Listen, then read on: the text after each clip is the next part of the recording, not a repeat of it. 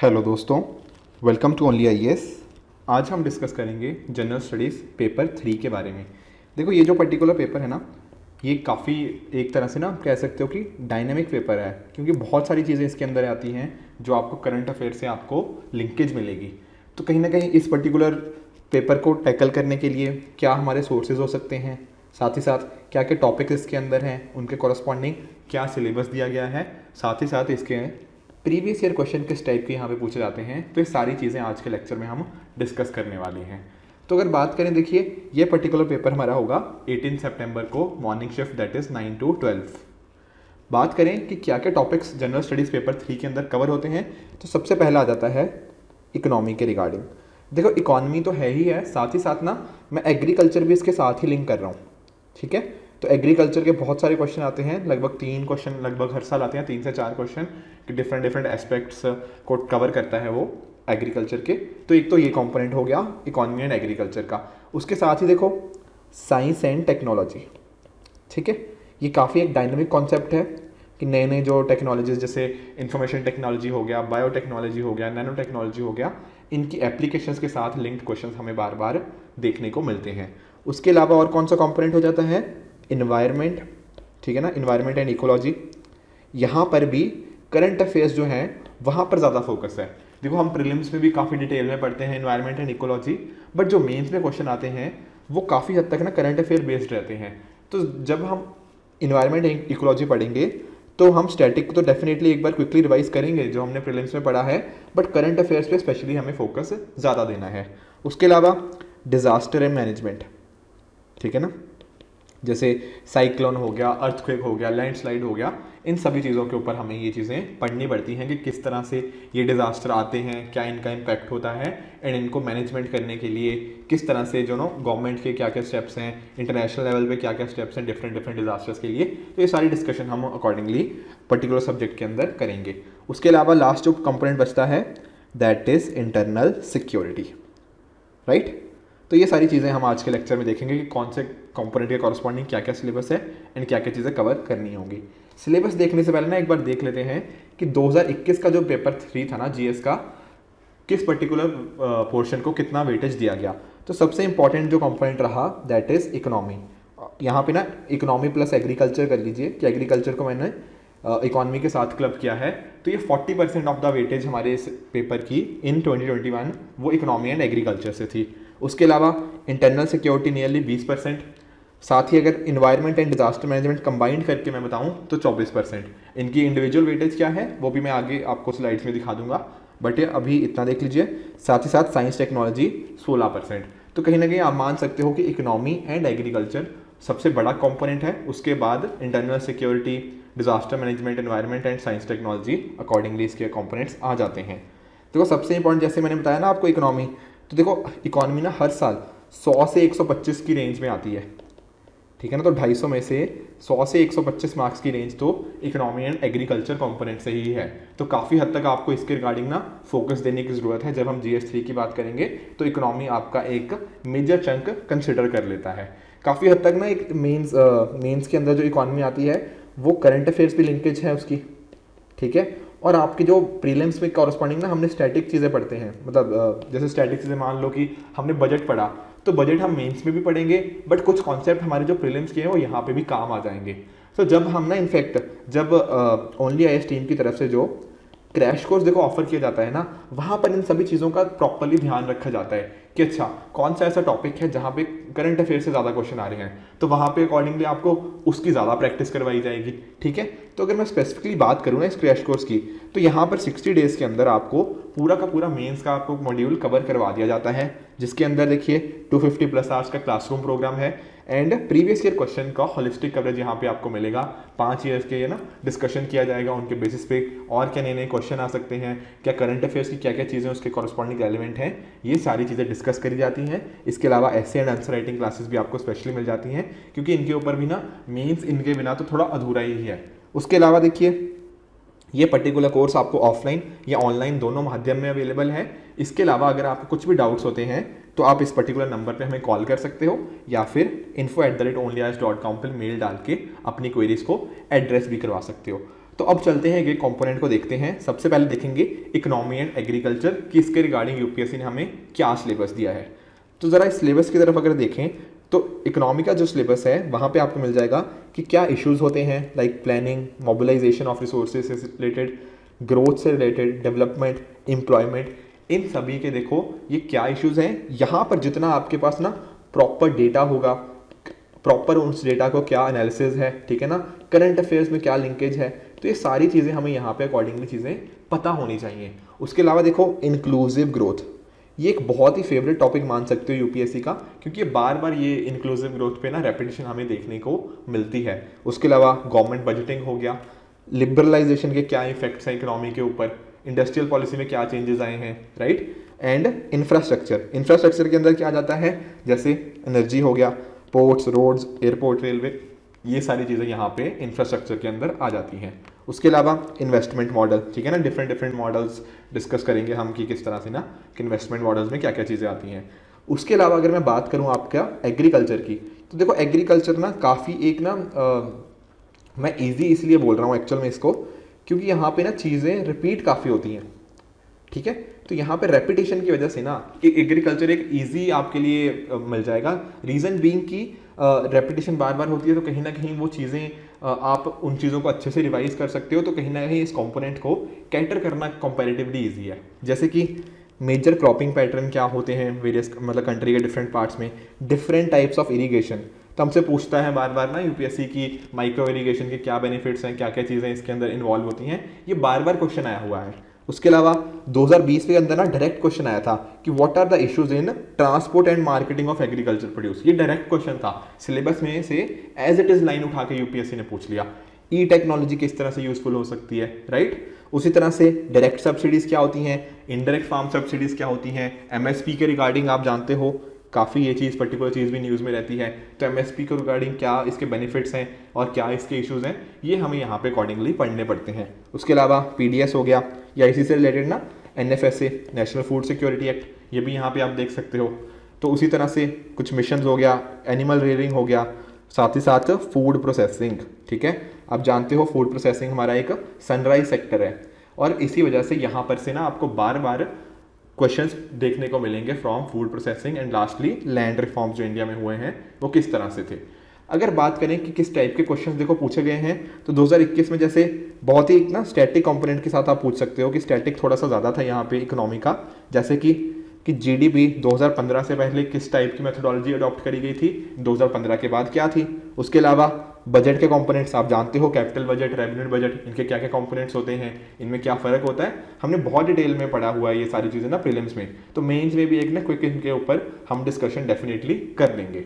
उसके अलावा देखिए कुछ एग्रीकल्चर से अगर मैं आपको कंपेयर करवाऊँ तो देखो लैंड रिफॉर्म्स, अभी यहाँ पे देखा ना लैंड रिफॉर्म्स डायरेक्ट टॉपिक है, तो डायरेक्ट टॉपिक पे से क्वेश्चन पूछ लिया कि लैंड रिफॉर्म्स ने कैसे हेल्प किया फार्मर्स की कंडीशन को हेल्प करने के लिए। उसके अलावा अभी आपको मैं बता रहा था ना पब्लिक डिस्ट्रीब्यूशन सिस्टम, तो पब्लिक डिस्ट्रीब्यूशन सिस्टम की बात करते हुए मैंने एनएफएसए का जिक्र किया, तो ये एक पर्टिकुलर क्वेश्चन भी ना हमारे सिलेबस से ही रिलेटेड है। उसके अलावा क्रॉप डाइवर्सिफिकेशन, इमर्जिंग टेक्नोलॉजीज, अभी तो डिस्कस कर रहे थे ई टेक्नोलॉजीज कैसे हेल्प कर रही हैं, ये सिलेबस का बिल्कुल डायरेक्ट कंपोनेंट है। उसके अलावा माइक्रो इरिगेशन, ठीक है ना, तो काफ़ी हद तक ना सिलेबस आपको एक ना गाइडिंग लाइट की तरह एक्ट करेगा कि क्या मुझे चीज़ें पढ़नी है, क्या चीज़ें नहीं पढ़नी, और यहाँ पे आपको सिलेबस अकॉर्डिंगली आपकी हेल्प करता रहेगा। उसके अलावा ना देखो कोर्स जब हम डिस्कस करेंगे तो बहुत सारी ऐसे ना थीम्स हमने आइडेंटिफाई कर रखी हैं जो बार बार रिपीट होती है। जैसे मैंने आपको ना फूड प्रोसेसिंग का बताया, तो फूड प्रोसेसिंग में देख लो 2020 में ये पर्टिकुलर क्वेश्चन आया था कि फूड प्रोसेसिंग में क्या चैलेंजेस होते हैं, क्या अपॉर्चुनिटीज़ हैं, किस तरह से ये हेल्प करेगा फार्मर्स की इनकम को बढ़ाने के लिए। कॉरस्पॉन्डिंगली 2019 में क्या पूछा गया कि गवर्नमेंट की क्या पॉलिसीज़ हैं ताकि वो चैलेंजेस को टैकल करने के लिए। तो आप एक चीज़ ज़रा नोटिस कर रहे हो, कहीं ना कहीं जो चीज़ 2019 में है या 2020 में है, ऑब्वियसली सेम तो नहीं है क्वेश्चन, बट कुछ ऐसा कंपोनेंट है जो 2019 और 20 को रिलेट करता है, ठीक है ना। हम पॉलिसीज दोनों में मेंशन कर सकते हैं, हम क्या चैलेंजेस हैं उनको दोनों में मेंशन कर सकते हैं। तो कहीं ना उसी तरह से 2017 वाला भी कि फूड प्रोसेसिंग कैसे हेल्प कर रहा है, काफ़ी हद तक एक ना अच्छी खासी हमें यहाँ पे रेपिटेशन देखने को मिलती है। उसी तरह से मिनिमम सपोर्ट प्राइस हो गया या फिर ना माइक्रो इरिगेशन हो गया, ये यूपीएससी के one of the favourite themes हैं जब मैं इकोनॉमी या एग्रीकल्चर की बात करता हूँ। तो कहीं ना कहीं जब हम क्रैश कोर्स में डिस्कस करेंगे ना, तो जो स्पेशली जो थीम्स हैं जो यूपीएससी के वन ऑफ द फेवरेट्स हैं, उन पे हम बहुत अच्छे से फोकस करेंगे, ताकि अगर आपके एग्जाम में ये पर्टिकुलर क्वेश्चन आए तो आपको बहुत अच्छे मार्क्स इन पर्टिकुलर थीम के कॉरस्पॉन्डिंग मिल पाए, राइट। तो ये हो गया इकोनॉमी एंड एग्रीकल्चर का कंपोनेंट, जो कि मैंने बताया कि सबसे इंपॉर्टेंट एंड सबसे महत्वपूर्ण मार्क्स यहाँ से आपको जीएस 3 में देखने को मिलेंगे। आगे चलते हैं नेक्स्ट कंपोनेंट की तरफ, that is science and technology. अब देखो साइंस एंड टेक्नोलॉजी का सिलेबस जो मेंशन है यूपीएससी के द्वारा, उसमें दिया हुआ है कि क्या क्या नई डेवलपमेंट्स हो रही हैं, उनकी क्या एप्लीकेशंस हैं, एंड कैसे जो ह्यूमन लाइफ है, जो हमारी रोज़मर्रा की ज़िंदगी है, उस पर कैसे इम्पैक्ट आ रहा है। साथ ही साथ इंडियंस ने क्या क्या अचीव किया है साइंस एंड टेक्नोलॉजी के फील्ड में। तो कुछ बहुत ही फेमस ना, जैसे फॉर एग्जांपल आप देख लीजिए कि सीवी रमन जी ने क्या अचीव किया हुआ है। तो इस टाइप के ना बहुत जो बड़े साइंटिस्ट हैं, तो एटलीस्ट उनकी हमें ना अचीवमेंट्स को पढ़ना बहुत ज़रूरी है कि उन्होंने क्या क्या काम किया है in the field of science and technology. उसके अलावा देखो जो सबसे इंपॉर्टेंट चीज़ है कि इन्फॉर्मेशन टेक्नोलॉजी में क्या क्या चीज़ें नहीं हो रही हैं। तो जो भी चीज़ नहीं हो रही है, मान लीजिए कि 5G है जैसे, ठीक है ना, 5G कैसे मतलब रेवोल्यूशनाइज कर सकता है, तो डेफिनेटली एक प्रोबेबल क्वेश्चन यहाँ से बनता है। या क्वांटम कंप्यूटिंग हो गया, राइट। तो ये सारी चीज़ें यहाँ इंटरनेट ऑफ थिंग्स हो गया, बिग डेटा हो गया, आर्टिफिशियल इंटेलिजेंस हो गया, तो इसमें से यहाँ पे हमें क्वेश्चन देखने को मिल सकते हैं। उसके अलावा स्पेस हो गया, कंप्यूटर्स, रोबोटिक्स, नैनो टेक्नोलॉजी। देखो 2020 में डायरेक्ट क्वेश्चन था कि नैनो टेक्नोलॉजी ने हेल्थ सेक्टर को कैसे इंपैक्ट किया है। 2021 में बायोटेक्नोलॉजी पे क्वेश्चन आया। उसके पहले इंटेलेक्चुअल प्रॉपर्टी राइट्स पे भी क्वेश्चन आ रखे हैं। तो ये भी देखो काफ़ी हद तक ना जो क्वेश्चन आएंगे, आप देखना अगर आप अच्छे से एनालाइज करोगे, आपको रियलाइज हो जाएगा कि ये सारे क्वेश्चन तो सर सिलेबस में से ही पूछे जाते हैं, ठीक है जी। अब मैं 2021 के ना कुछ क्वेश्चंस भी दिखा देता हूँ। देखो 2021 में ना 40 मार्क्स की हमें साइंस एंड टेक्नोलॉजी देखने को मिली थी। एक क्वेश्चन था 10 मार्क्स का, और बाकी जो सेकंड और थर्ड क्वेश्चन थे, सॉरी, ये 15-15 मार्क्स के थे। यहाँ देखो थोड़ा ये ना करंट ओरिएंटेड है कि S-400 एयर डिफेंस सिस्टम, जैसे ना आप जानते हो कि S-400 काफ़ी न्यूज़ में रहता है। उसके पहले जो यूएस का थार्ड है वो भी बार बार न्यूज़ में आया हुआ है, यूपीएस ने प्रीलिम्स में भी क्वेश्चन पूछा हुआ है। फिर लास्ट ईयर आयरन डोम भी न्यूज़ में था, ठीक है। तो कहीं ना कहीं हमसे यही पूछ रहा है कि जैसे इंडिया रशिया की ये डील जो चल रही है S-400 एयर डिफेंस सिस्टम की, तो S-400 बाकियों से बेहतर कैसे है। उसके अलावा बायोटेक्नोलॉजी में क्या R&D नई नई चल रही है, किस तरह से ये पूरे सेक्शन को अपलिफ्ट कर सकती है। ये तो बिल्कुल डायरेक्ट क्वेश्चन है, ठीक है ना। ये तो एज इट इज़ ही चीज़ें हम अपने कोर्स में भी या कहीं भी आप नोट्स उठाओगे तो डायरेक्टली हम यही चीज़ें डिस्कस करते हैं कि बायोटेक्नोलॉजी के क्या बेनिफिट्स हैं और क्या क्या नई चीज़ें हो रही हैं। तो ये चीज़ें तो बहुत ही एक ईजी क्वेश्चन आप इसको मान सकते हो। उसके अलावा देखो जो थोड़ा सा सरप्राइज क्वेश्चन था कि 2014 में ना एक नोबेल प्राइज फिजिक्स मिला था ब्लू एलईडी के इन्वेंशन के लिए। तो हालांकि उन्होंने ये तो नहीं पूछा कि क्या है ये, क्या चीज़ें होती हैं, पर उन्होंने ये पूछ लिया कि इसका इम्पैक्ट क्या है। तो ये चीज़ हम यहाँ पे एक चीज़ नोटिस करने को मिलती है कि जो यूपीएससी क्वेश्चंस होते हैं ना वो ज़्यादा एप्लीकेशन ओरिएंटेड होते हैं, ठीक है ना। तो जब भी हम ये चीज़ें पढ़ें, हम बहुत ज़्यादा उसके टेक्निकल एस्पेक्ट में उतना शायद ना जाएं, बट कहीं ना कहीं हमें एप्लीकेशन एस्पेक्ट में ज़्यादा फोकस रखना है, ठीक है। तो ये चीज़ें होंगी यहाँ पे। और इसके साथ ही साथ ना जब हम ये चीज़ें डिस्कस कर रहे हैं, साथ में जितना ज़्यादा आप आंसर राइटिंग प्रैक्टिस पे फोकस करते रहोगे ना, वो भी एक आप एक प्रॉपर शेड्यूल के हिसाब से कहीं ना कहीं आपको इस पेपर को टैकल करने में इजी होगा। कैसे, जैसे एग्जांपल से समझो, आपने पहले इकोनॉमी के क्वेश्चन किए, फिर अचानक से आपको इकोनॉमी से जंप करना है साइंस एंड टेक्नोलॉजी पे, फिर एनवायरनमेंट पे जंप करना है, फिर इंटरनल सिक्योरिटी पे। तो कई बार इस तरह से ना हम प्रिपेयर्ड नहीं होते अगर हमने अच्छे इन चीज़ों की आंसर राइटिंग प्रैक्टिस ना करी हो, और वो भी एक टाइम बाउंड मैनर के हिसाब से, राइट। तो कहीं ना जो इस पर्टिकुलर स्टूडेंट्स को थोड़ा इस टाइप की प्रेपरेशन चाहिए टाइम बाउंड मैनर के अंदर, तो उन पर्टिकुलर स्टूडेंट्स के लिए ना हमारी टीम की तरफ से 60 days daily answer writing programme launch किया गया है। अब इस पर्टिकुलर के अंदर इनिशिएटिव के अंदर क्या होता है, यहाँ पर देखो डेली आपको आंसर राइटिंग प्रोवाइड करी जाती है, यानी कि हर डेली आपको बेसिस पे 1 घंटे के अंदर आपको 7 क्वेश्चंस लिखने होते हैं मेंस के। तो देखो टाइम बाउंड जैसे ही आप आए ना कि आपको ऊपर एक तरह से प्रेशर बनता है कि कैसे मैं 1 घंटे के अंदर 7 क्वेश्चंस को कंप्लीट करूंगा, और यही चीज़ आपको फिर फाइनल एग्जाम के अंदर आपको properly with in time limit कैसे आपको आंसर लिखना है उसके लिए आपको अच्छे से प्रिपेयर करती है। उसके साथ ही देखो वीकली फुल लेंथ टेस्ट मिलेंगे विद डिटेल्ड एवेल्यूएशन, ताकि आपको अपनी गलतियां पता लग पाएं। साथ ही साथ आपको mentorship and accordingly essays and बाकी फुल लेंथ टेस्ट आपको प्रोवाइड किए जा रहे हैं इस पर्टिकुलर कोर्स के अंदर। ये भी पर्टिकुलर कोर्स आपको ऑफलाइन ऑनलाइन माध्यम दोनों में मिल जाएगा। इस पर्टिकुलर नंबर पे भी कॉल करके आप अपनी क्वेरीज एड्रेस करवा सकते हो, ये यहाँ पे मेल भी हमें डाल सकते हो। उसके अलावा देखो अगले कंपोनेंट पे अगर डिस्कस करें एनवायरनमेंट एंड इकोलॉजी की, तो इन्वायरमेंट एंड इकोलॉजी का अगर सिलेबस देखें तो बहुत ही एक सिंगल लाइन में स्टेटमेंट यूपीएससी ने दिया हुआ है, conservation, environment pollution and degradation, environmental impact assessment. ठीक है, पर इस स्टेटमेंट से देखो तो थोड़ा सा हमें ना आइडिया नहीं लग पाता कि क्या क्या चीज़ें पढ़नी है। पर जो थोड़ा यूपीएससी का अगर मैं आपको ट्रेंड बताऊं तो ट्रेंड थोड़ा ना ये करंट ओरिएंटेशन की तरफ यहाँ पर भी झुकाव ज़्यादा है। जैसे अब 2021 के क्वेश्चन को टैकल कर रहे, ठीक है, यहाँ देखो क्या पूछा कि ग्रीन ग्रिड इनिशिएटिव का क्या पर्पस है, साथ ही जो कि मतलब जो ग्लासगो समिट हुआ था कॉप 26 का, उसका रिगार्डिंग पूछा हुआ है। तो अगर आपने देखो इन्वायरमेंट के सिर्फ आपने स्टैटिक पोर्शन पढ़ा हुआ है, सिर्फ बेसिक पढ़ रखे हैं, पर आपने जो करंट कॉन्फ्रेंसेज होती हैं उनको फॉलो नहीं किया, तो आप ये पर्टिकुलर क्वेश्चन आंसर नहीं कर पाओगे। ठीक है ना, साथ ही साथ इंटरनेशनल सोलर लाइन्स की यहाँ बात हो रही है, तो ये पर्टिकुलर क्वेश्चन सिर्फ तभी आंसर कर पाओगे जब आप करंट अफेयर्स के साथ वेल रेड होगे। ठीक है, उसके अलावा ग्लोबल एयर क्वालिटी गाइडलाइंस में क्या क्या चेंजेस आए हैं जो डब्ल्यूएचओ ने पिछले साल रिलीज़ किए थे, और 2005 से वो कैसे डिफरेंस है, इंडिया को क्या चेंज करना होगा नेशनल क्लीन एयर प्रोग्राम के अंदर। तो ये पर्टिकुलर क्वेश्चन भी देखो पूरे करंट अफेयर्स से ही लिंक्ड होते हैं। और जो हमारा कोर्स है ना यूपीएससी मेंस क्रैश कोर्स, उसके अंदर भी चीज़ों को इसी तरह से बनाया गया है कि जो आपके ना करंट अफेयर्स होंगे वो भी प्रॉपरली मेंस पर्सपेक्टिव से अच्छे से कवर कर दिए जाएं। ये तीसरा क्वेश्चन था एनवायरनमेंट का, ये भी देखो UNFCCC की जो कॉप 26 हुई थी उसके रिगार्डिंग ही था। आप जानते हो कि यहाँ पे इंडिया ने पंचामृत कमिटमेंट करी थी, ठीक है ना, जैसे कि 2070 तक हमें क्या होना है बताना। ठीक है, तो 2070 तक हमारा जो टारगेट है कि नेट कार्बन न्यूट्रल का, तो वो चीज़ें भी हमें यहाँ पे अकॉर्डिंगली इसके कॉरस्पॉन्डिंग हमें लिखनी थी। ठीक है, तो ये सारी चीज़ें हो जाती हैं इन्वायरमेंट की। देखो अगर आप सोर्सेज देख रहे हो ना कि क्या सोर्स पढ़ना चाहिए, वो मैं सोर्स आपके साथ by the end of the lecture discuss करूंगा। अभी सभी का ना हम सिलेबस देख रहे हैं, सोर्सेज हम बिल्कुल एंड में एक बार कवर कर लेंगे। बात करें देखो अगर डिजास्टर मैनेजमेंट की, तो डिजास्टर मैनेजमेंट की भी ना बस इतना ही लिखा है, डिजास्टर एंड डिजास्टर मैनेजमेंट, जो यूपीएससी ने सिलेबस प्रोवाइड किया गया है। तो यहाँ पर देखो जो डिफरेंट डिजास्टर हो गया, जैसे 2021 में अर्थक्वेक के बारे में पूछ लिया कि इंडिया की क्या वल्नरेबिलिटी है, लैंडस्लाइड्स के बारे में क्वेश्चन आ गया था, और क्या क्या देखो यहाँ पे आपको डिजास्टर का तो पढ़ना ही पढ़ना है कि क्या ये डिजास्टर होता क्यों है, क्या रीजंस होते हैं, फिर साथ में क्या गाइडलाइंस इंडिया के द्वारा बनाई गई हैं, इंटरनेशनल लेवल पे क्या गाइडलाइंस बनाई गई हैं, क्या स्टेप्स होने चाहिए, जो डिजास्टर मैनेजमेंट हमारा साइकिल होता है, ये सारी चीज़ें आपको यहाँ पे अकॉर्डिंगली कवर करनी पड़ेंगी। उसके अलावा आखिरी component that is internal security, काफ़ी इंपॉर्टेंट कंपोनेंट है क्योंकि नियरली ना हर साल 4 क्वेश्चन के आसपास यहाँ से देखे जाते हैं। तो लगभग आप मान के चल सकते हो कि 50 मार्क्स का पेपर हमें इंटरनल सिक्योरिटी कंपोनेंट से देखने को मिलता है। यहाँ पर क्या क्या टॉपिक्स आ जाते हैं, डेवलपमेंट एंड एक्सट्रीमिज्म में इनका linkage, external state and non state actors, साथ ही साथ मीडिया का क्या रोल होता है, इसके ऊपर भी क्वेश्चन पूछा जा चुका है। साथ ही साथ जो एक यूपीएससी के ना वन ऑफ द फेवरेट्स में मानता हूँ दैट इज साइबर सिक्योरिटी।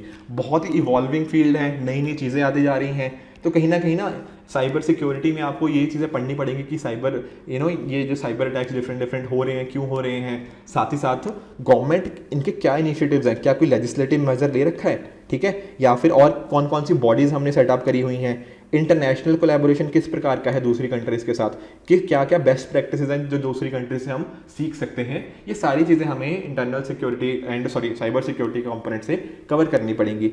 उसी तरह से मनी लॉन्ड्रिंग, किसका क्या प्रोसेस होता है, प्लेसमेंट लेयरिंग इंटीग्रेशन क्या होता है, इसको प्रिवेंट कैसे करना है, सेम वही चीज़, क्या बॉडीज़ बना रखी हैं, लेजिस्लेटिव मेजर्स क्या हैं, इंटरनेशनल कोलैबोरेशन कैसे करना है, तो और प्लस इसके रिगार्डिंग जो भी डिफरेंट डेटा होता है वहाँ भी आपको क्लैरिटी होनी चाहिए। उसके अलावा ऑर्गेनाइज क्राइम का टेररिज्म के साथ क्या लिंक है, और डिफरेंट जो हमारी सिक्योरिटी फोर्सेज है उसका मैंडेट।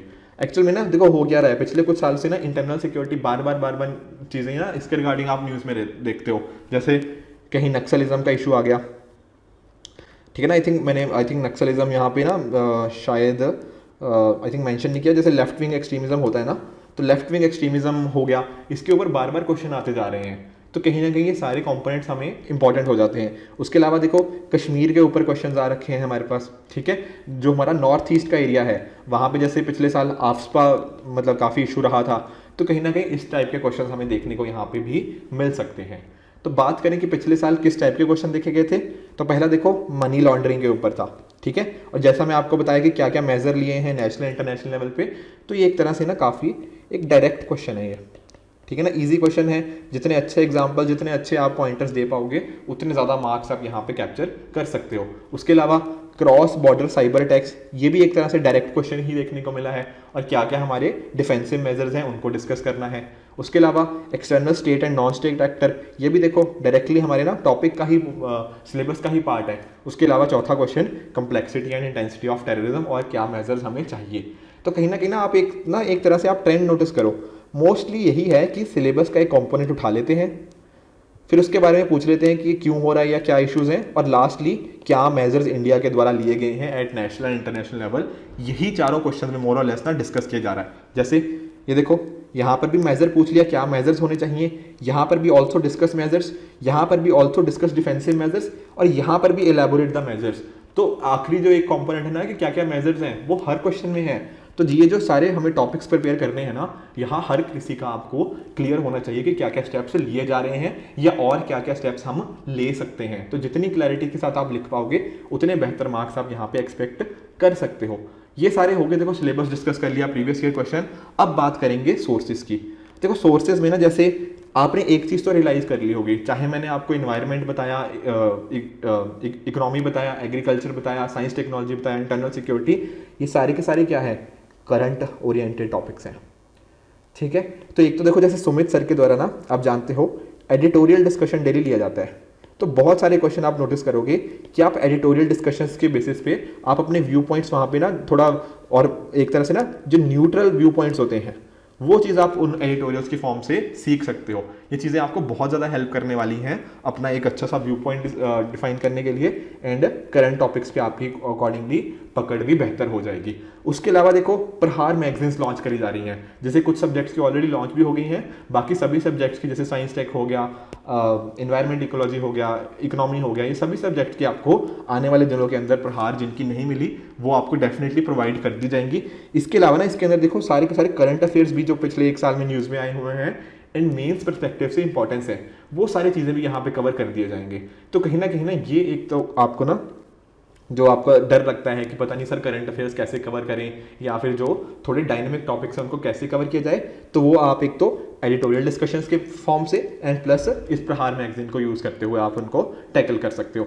इसके अलावा देखो जो चीज़ें आपने जैसे प्रीलिम्स के लिए कुछ चीज़ें पढ़ी होंगी, ठीक है, जैसे मैं अभी डिस्कस भी कर रहा था आपसे कि अच्छा रेवेन्यू बजट क्या होता है, कैपिटल बजट क्या होता है, तो ये चीज़ें ना जो आपने प्रीलिम्स के कॉरस्पॉन्डिंग इन सब्जेक्ट्स के कुछ नोट्स बनाए होंगे ना, उनको आप क्विकली रिवाइज कर सकते हो। ठीक है, तो ये सारी चीज़ें आप कर सकते हो। देखो इसके अलावा भी बुक्स आती हैं डिफरेंट और भी आपको मटेरियल मिलते हैं, बट कहीं ना वो कितना मेंस के कॉरस्पॉन्डिंग कितने करंट अफेयर्स को कवर करते हैं, इस वजह से वहाँ पे उनकी थोड़ा रेलेवेंस कंपैरेटिवली ना कम हो सकती है। अभी इसी डिमांड के लिए ना हमने इस पर्टिकुलर मैगजीन को बनाया है, एंड बाकी चीज़ें भी हमने डिस्कस कर ली कि क्या क्या चीज़ें आपको फॉलो करना है। ठीक है फ्रेंड्स, तो ये सारी चीज़ें थी रिगार्डिंग जनरल स्टडीज़ पेपर 3। बहुत ही एक बार ना बच्चों को काफ़ी डर लग जाता है क्योंकि काफ़ी वास्ट सिलेबस है, काफ़ी सारे टॉपिक्स कवर करने पड़ते हैं, बट कहीं ना कहीं हमें जब हम अपने सिलेबस को और प्रीवियस ईयर क्वेश्चंस को साथ में लेकर चलते हैं और एक स्ट्रक्चर तैयारी करते हैं, तो कहीं ना कहीं इस पर्टिकुलर पेपर को भी हमें टैकल करना थोड़ा ईजी हो जाता है। ठीक है फ्रेंड्स, तो इसी तरह आप भी अपने एंड पे हार्डवर्क करते रहिए। This it for this video, good bye and good luck.